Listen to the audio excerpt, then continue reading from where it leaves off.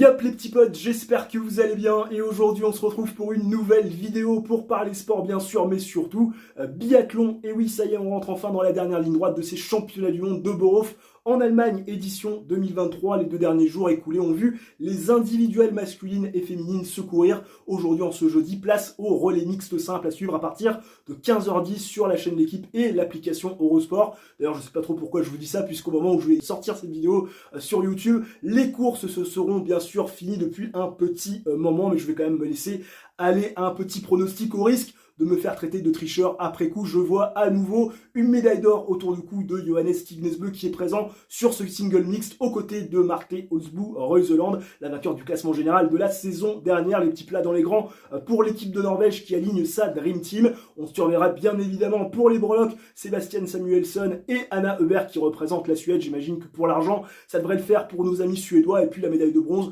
pourquoi pas pour Tommaso Giacomelli et Elisa Vitozzi, les représentants italiens. Pour nos représentants tricolores du jour, Fabien Claude et Lou Jean Monod. Une petite 4e place serait synonyme déjà de bons résultats, mais pourquoi pas aller voir une petite surprise sympathique et aller chercher une 3e médaille dans ces championnats du monde. Et oui, il n'y en a pas eu tant que ça depuis le début de cette campagne allemande. On espère bien évidemment qu'il y en aura d'ici à la fin des mondiaux, avec bien évidemment un beau programme puisqu'il reste encore les relais normaux, féminins et masculins, et bien sûr les Mastart, la course des rois et des reines, le dimanche pour clôturer en apothéose ces mondiaux de Borhof où l'on aura eu droit aux 4 saisons du vent, du brouillard, du beau temps et même de la chaleur. D'ailleurs, chaleur qui a frappé le site allemand de plein fouet ces 2 derniers jours sur les courses individuelles masculines et féminines. La piste a réchauffé, ça a brassé sévère tout au long du parcours et forcément il y en a un qui s'est frotté les mains, c'est bien sûr Johannes Tignesbø, lui qui a tout raflé en Coupe du Monde ou presque cette année, qui rafle tout sur ces mondiaux et qui pourrait même ajouter aujourd'hui même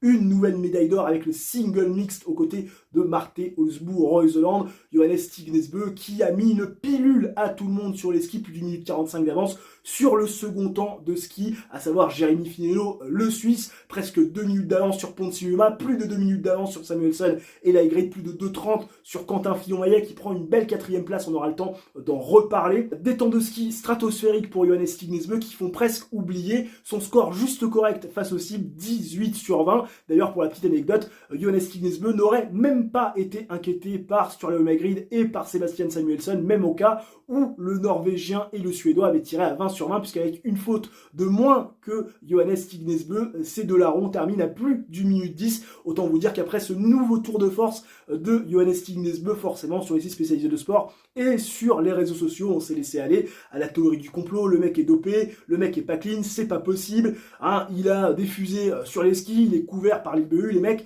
on va se calmer sur les accusations de dopage. Je sais que les performances de Johannes Tignesbø peuvent interroger, je sais qu'elles sont impressionnantes, mais moi, à titre personnel, elles me surprennent pas et elles ne me font pas douter de quelque chose. Encore une fois, si on a suivi le début de cette saison 2022-2023, on se rend compte de quoi? Que sur les exercices chronométrés, on a un Johannes Tignesbø, que ça soit en sprint ou en individuel, qui colle des valises à tout le monde sur les skis, sur la piste. Il est juste au-dessus du lot, et quand vous arrivez à coller presque 50 secondes au 2e temps de ski sur les sprints, et ben c'est normal que vous colliez presque 2 minutes et même plus de 2 minutes à certains sur un format qui fait 2 fois plus de kilomètres, en plus avec une piste très exigeante rendue encore plus difficile par les conditions climatiques. D'ailleurs, conditions climatiques qui ont forcé les techniciens à peut-être prendre des risques. Et d'ailleurs, du côté français, on s'est plaint de ce fart, et notamment Quentin Fillon-Maillet, Fabien Claude également. Bref, peut-être un manque de glisse du côté de nos tricolores. En tout cas, Quentin Fillon-Maillet a pointé du doigt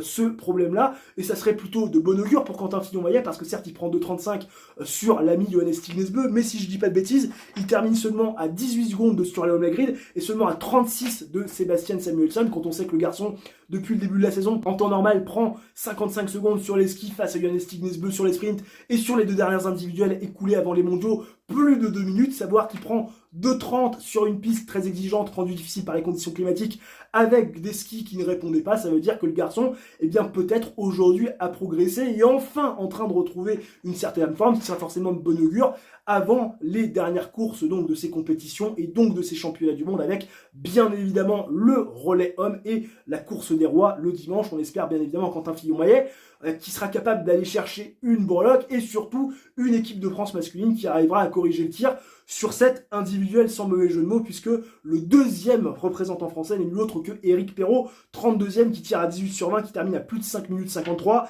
Fabien Claude et Emilien Jacquelin qui terminent 37e égalité avec respectivement des scores de 16 et 17 sur 20 à plus de 6 minutes 30 en donnant Guigona, loin très loin, 58e, 14 sur 20 face aux cibles, 8 minutes de retard sur Johannes Tignesbø, l'intouchable norvégien. Autant vous dire que j'attends une réaction des autres représentants tricolores, parce que Quentin Fillon-Maillet m'a fait plaisir, touché dans son ego, touché dans son orgueil de champion. Là, il faut prendre exemple sur la locomotive QFM qui a vraiment fait une prestation très solide, que ça soit sur les skis, bien évidemment toute proportion gardée face au Johannes Tignesbø, mais surtout sur le pas de tir, seulement une balle ratée. Les gars, on se reconcentre, il reste le relais, il reste la mass start. On peut aller la chercher, cette médaille, que ce soit sur la course individuelle ou sur le relais.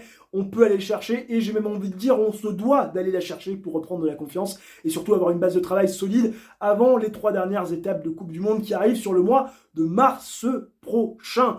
On passe aux femmes et donc à ces filles qui ont parcouru les 15 km donc de cette distance individuelle le jour d'après, c'est-à-dire hier mercredi, là encore sur des conditions bien similaires, beaucoup de chaleur, avec cette piste qui avait continué à brasser, une semoule collante tout au long du parcours, et celle qui a réussi à déjouer tous les pièges, que ce soit sur le pas de tir et même sur la piste. C'est nul d'autre que Anna Heuberg, la sœur d'Elvira. Anna Heuberg, c'était mon pronostic. Elle qui avait été championne olympique et championne du monde de la spécialité, redevient championne du monde quelques années après son premier titre.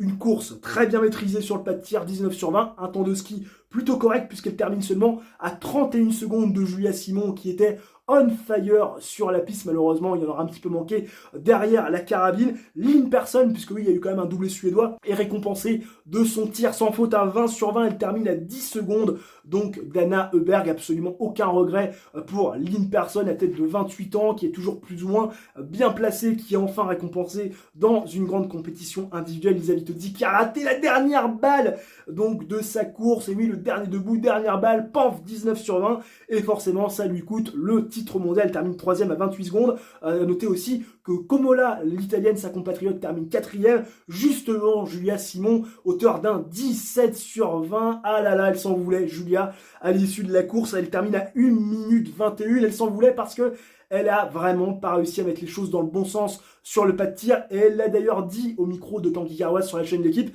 Dès que je suis vraiment extra à ski, que je suis la plus forte sur les planches, j'ai du mal à mettre les balles. Et effectivement, elle a eu du mal puisque 3 erreurs, dont une qui est vraiment, on va pas se le cacher, assez grossière. La première balle lâchée sur son premier coucher, elle veut aller trop vite, elle respire, elle n'a pas fini de respirer, qu'elle lâche la balle. La balle forcément est perdue en bas et derrière elle part déjà avec un handicap. Il y a eu un cordon aussi, à un moment donné, le même que Johannes Tignesbø dans l'individuel un jour plus tôt, sauf que ça bascule pas. Côté français, il va falloir qu'on demande la formule magique aux Norvégiens et c'est vrai que ces 2 balles-là, potentiellement lui coûtent un nouveau titre mondial. Alors forcément, on va se dire c'est plutôt une bonne course, 5e c'est bien, mais encore une fois, je le dis, je le répète, même si Julia Simon est une athlète pleine force de l'âge, elle a 26 ans, elle est très performante, on voit pas pourquoi elle serait pas capable de reproduire sur les prochaines saisons ce qu'elle est en train de faire sur cette saison 2022-2023, mais quand vous êtes la plus forte, quand vous avez des titres mondiaux qui vous tendent les bras, vous devez bien évidemment d'aller les prendre à bras le corps, et elle s'en voulait parce qu'elle sait, Julia Simon, qu'elle est passée à côté d'un énorme truc, mais on l'attend revancharde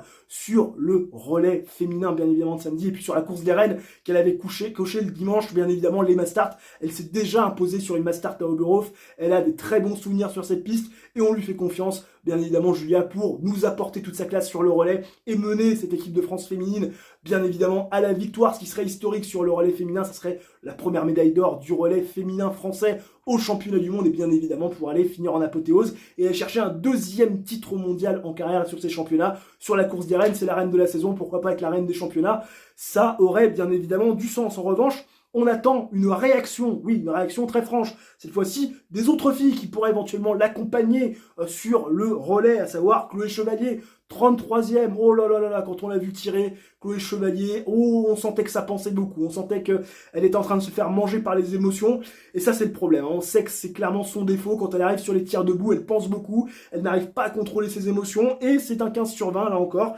à plus de 5 minutes de la gagne. Elle pourrait encore une fois avoir des regrets, Chloé, parce que si elle avait un petit peu mieux tiré, faire un tir correct, elle aurait pu être bien placée et reprendre de la confiance. Anaïs Chevalier-Boucher termine 12e avec un 16 sur 20 face aux cibles. Les 2 premières balles qu'elle rate sur les 4 au final, et là c'est des balles qui tout simplement sont lâchées à chaque fois trop vite. Elle a voulu terminer ses tirs trop rapidement, peut-être les bâcler un petit peu, elle l'a dit à la fin de la course. Certes, j'ai fait un mauvais 15 km, mais j'ai pas de regrets, hein. J'ai mis en place ce que je voulais mettre en place. Elle a respecté son plan de course, encore une fois, on peut être d'accord ou pas d'accord avec elle, mais ce qui est sûr, c'est qu'elle a fait son biathlon, elle a pris des risques, ça n'est pas payé, on l'espère bien évidemment, et bien que ça sera payant ces risques, pourquoi pas sur le relais et bien sûr sur la Mastart où ne sera pas qualifiée ni Sophie Chauveau, ni Caroline Colombo. Et oui, Caroline Colombo, Sophie Chauveau, c'était les 2 remplaçantes de l'équipe de France. Et Sophie Chauveau, qu'on pouvait peut-être s'attendre à voir sur l'individuel après ses très bonnes prestations, notamment en IBU Cup la semaine avant les mondiaux, et surtout lors de la poursuite de ces championnats du monde à Oberhof. Eh bien non, c'est Caroline Colombo qui a pris la place, et l'entraîneur physique de l'équipe de France nous a expliqué pourquoi, parce que avant le remaniement des quotas, eh bien il était décidé que Sophie Chauveau serait remplaçante sur le sprint, et bien évidemment Caroline Colombo sur l'individuel. C'est vrai que les grosses performances de Sophie Chauveau, que ce soit en IBU Cup ou même sur ces championnats du monde et le retour en top 10, eh bien n'a pas changé quoi que ce soit à la règle, ce qui a permis à Caroline Colombo de prendre le départ de l'individuel. Malheureusement, avec ce choix,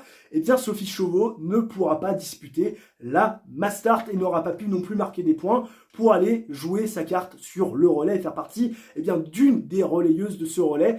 Bref, un choix qui peut être contestable du côté de l'équipe de France. Je comprends qu'on veuille faire jouer tout le monde, mais encore une fois, quand vous avez une athlète qui a eu plus de résultats qu'une autre, qui est mieux classée qu'une autre, qui a aussi montré plus de garanties qu'une autre, à un moment donné, on n'est pas à l'école des fans, ça serait peut-être bien de faire les choses par rapport au niveau, par rapport aux résultats, et pas par rapport à la tête du client, ou dire, bon, allez, toi t'es là, t'as mérité, prends ta place. Non, c'est vrai que c'est un choix qui peut être quand même contesté et contestable. En revanche, une qui nous a fait plaisir du côté de la nouvelle génération, c'est bien évidemment Lou Jean Monod, qu'on attendait au tournant sur une discipline où elle avait déjà fait un podium, c'était du côté de Ruhpolding en Allemagne au mois de janvier dernier. 18 sur 20 pour Lou Jean Monod, un petit peu en retrait derrière la carabine, et ouais, il nous a habitués quand même à mieux, notamment sur les courses format 4 tirs. Pas vraiment de regret pour Lou Jean Monod, parce que même s'il avait tiré à 20, ça n'aurait pas suffi pour aller chercher le podium. Il en manquait clairement sur les skis, sur cette piste très exigeante, rendue encore plus difficile par les conditions climatiques. Mais Lou, elle peut se satisfaire de cette 7e place et reprendre, bien évidemment, si besoin en était, de la confiance avant le relais, parce qu'on imagine qu'elle sera la première relayeuse. N'hésitez pas dans les commentaires à faire vos pronostics pour la composition du relais. Et puis bien évidemment, au vu de la Mastart, on sait sur ces formats 4 tirs, elle peut tirer son épingle du jeu, et pourquoi pas se révéler, aller chercher quelque chose de grand sur la Mastart. En tout cas, c'est tout le mal qu'on lui souhaite, et tout le mal d'ailleurs qu'on souhaite à cette équipe de France féminine et masculine d'ici à la fin de ces mondiaux. On le rappelle, seulement pour l'instant 2 médailles, et oui, il va falloir qu'on se bouge un petit peu pour aller sauver ces championnats qui pour l'instant ne sont pas très clinquants, très reluisants, mais on fait confiance à cette délégation tricolore pour redresser la barre dans cette dernière ligne droite des mondiaux qui s'annonce très intense. En tout cas, j'espère que cette vidéo vous aura plu. Si c'est le cas, n'hésitez pas à réaliser votre coup du chapeau, le like, l'abonnement, l'activation de la cloche. Ça aide au référencement, ça mange pas de pain, c'est totalement gratuit. N'hésitez pas dans les commentaires à me dire ce que vous avez pensé des courses individuelles, faire également vos pronostics pour les relais féminins, masculins, et pourquoi pas pour les Mastart. On débriefera de tout ça lundi prochain, et bien évidemment on se retrouve très prochainement pour une nouvelle vidéo. D'ici là, portez-vous bien, ciao, bye bye, et à la prochaine.